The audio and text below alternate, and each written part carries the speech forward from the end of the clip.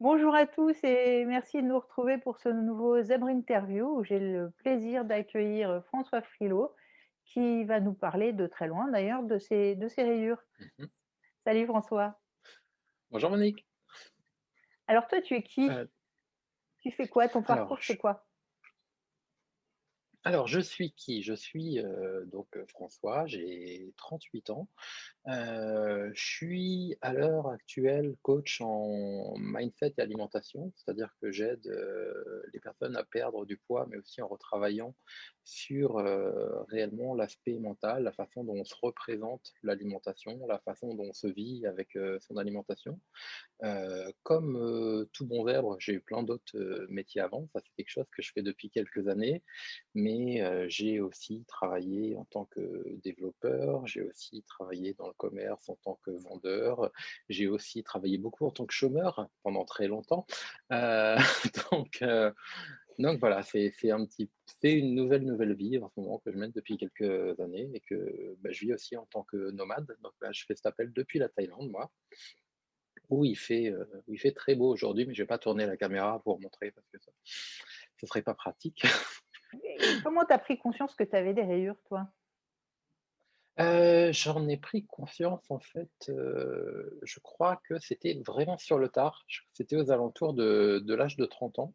J'avais jamais entendu parler du terme et puis j'étais à l'époque, à l'école, 42 de Xavier, en train de me former en programmation, informatique et dans le cadre d'une conversation avec une amie, je sais plus, je lui fais un argument, par rapport à quelque chose qu'il m'a dit en me faisant l'avocat du diable et en passant par des raisonnements alambiqués comme j'aime bien les faire et elle m'a fait: «OK, donc toi tu es un zèbre, c'est bon, c'est réglé» et c'était la première fois que j'entendais ce terme, donc je suis immédiatement allé me renseigner là-dessus et c'est là que je me suis rendu compte que, bah, oui, effectivement, c'est-à-dire que la représentation, le modèle zèbre, c'était quelque chose dans lequel je me retrouvais énormément et c'est à partir de là que j'ai commencé à m'en rendre compte. Je pense pas m'être jamais défini par cela, mais c'était juste une info supplémentaire, sur moi-même et qui me permettait d'avoir un petit peu plus conscience, de mes forces, de mes faiblesses et de ce avec quoi je devais travailler.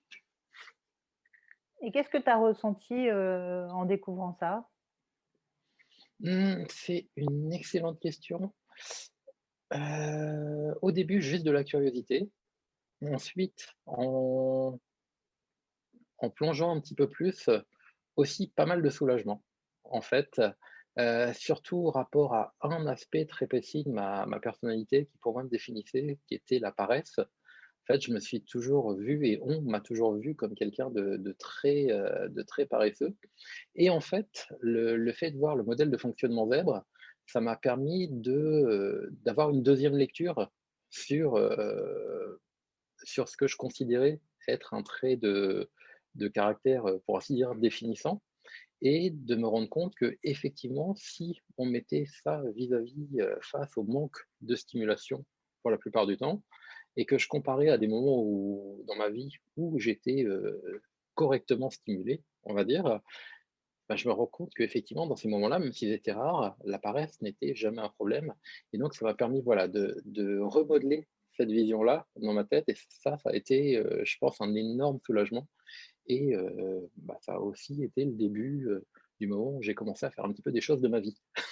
Voilà, bah, justement, comment tu as géré ces rayures? Mmh. Comment j'ai géré ces rayures? Ben, principalement en prenant compte justement, du fait de ses avantages et de ses défauts et en essayant sciemment, cette fois, parce que c'est quelque chose que je faisais inconsciemment avant déjà, de rechercher, un maximum de stimulation. Le problème, c'est que quand on le fait inconsciemment, on va trouver la stimulation dans des comportements qui sont pas forcément, constructifs et dans des comportements qui sont pas forcément positifs. On peut parler des addictions, on peut parler, bon voilà, de pas mal de choses et à partir du moment où j'ai pris conscience, en fait, que mon besoin était la stimulation, ça m'a permis d'utiliser ça de façon constructive. C'est-à-dire de me fixer mes propres challenges avec les activités que je voulais avoir, d'essayer, des fois, au lieu de chercher à me simplifier la tâche, chercher à me complexifier la tâche Parfois, c'est aussi bête que ça pour tenir le coup, pour transformer une tâche, ennuyeuse ou rébarbative ou quelque chose qui va très vite faire appel au muscle bien puissant de la procrastination, la rendre un peu plus complexe, s'ajouter un petit handicap, des fois, c'est aussi quelque chose qui fonctionnait et ça m'a permis, voilà, d'apprendre à fonctionner mieux et à, contourner, ce que je pourrais appeler mes faiblesses, même si c'est un grand mot, mais disons mon mode de fonctionnement spécifique et à l'utiliser pour moi. D'accord, et est-ce que ça t'a posé certains problèmes? Est-ce que tu veux être un petit peu plus précis sur cette question, s'il te plaît? Est-ce que ta douance t'a posé des problèmes? Pardon. Par exemple, pour t'insérer au milieu d'autres personnes, dans le domaine du travail, de la vie quotidienne? Est-ce que ça t'a posé problème, peut-être de te Bah, sentir en décalage? dans le domaine du travail, c'est le premier qui me vient où, enfin, même si ça remonte à tout petit, j'ai toujours eu d'énormes problèmes avec la hiérarchie, bien évidemment. Pareil, hein, je suppose que j'invente rien quand je dis ça et qu'il y a pas mal de gens qui vont se retrouver là-dedans. Donc, dans le milieu du travail, ça aurait pu me poser des problèmes. J'ai eu la chance dans mon éducation d'avoir appris à m'assumer très tôt et à assumer mes conneries, très tôt aussi. Donc ça permet de contrebalancer un petit peu cet effet, négatif du refus de la hiérarchie, d'être capable de dire: «Non, non, c'est complètement de ma faute, c'est moi qui ai merdé cette fois, il y a pas de souci, j'accepte complètement». Donc, ça m'a souvent, sauvé. Je sais qu'à même quand j'étais gamin, en fait, à l'école, c'était très compliqué. J'ai je sais que j'ai même une prof qui est partie en dépression à cause de moi.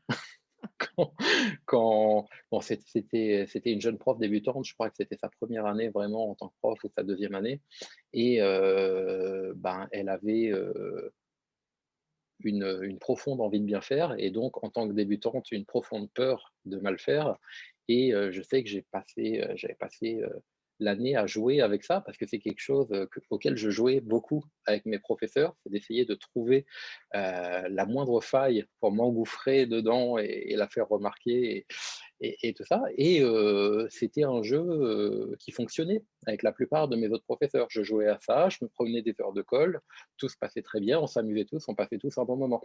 Mais avec une prof, qui était jeune débutante, elle l'a réellement vécu comme du harcèlement jusqu'à ce qu'elle refuse de venir travailler et donc que je doive aller m'excuser parce que c'était pas du tout l'intention. Moi, je le voyais comme un jeu, c'était quelque chose avec lequel je m'amusais et en général, bah, comme je le disais, j'acceptais les conséquences, c'est pas grave, on s'amusait bien. Mais voilà, c'était, le problème avec la hiérarchie, c'était le plus dur.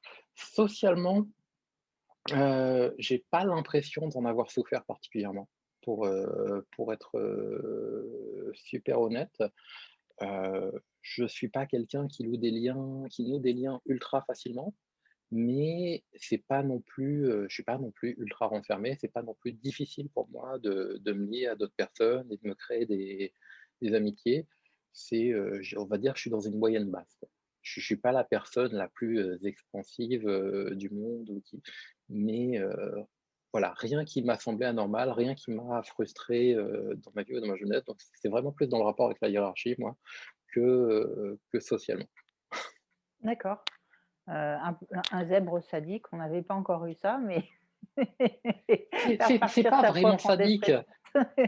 Voilà, mais faut bien comprendre que derrière, c'était un jeu, en fait. Le but, c'est que c'était plus un moi, je l'ai toujours vu comme un jeu. Le but, c'était pas de souffrir, c'était juste de chercher la faille face à quelqu'un qui était, en position de puissance vis-à-vis de moi, tout en sachant que quand je l'avais trouvé, ma récompense, ce serait, une satisfaction personnelle et une punition et voilà, c'était c'était pas grave, c'était le jeu, c'était la règle du jeu.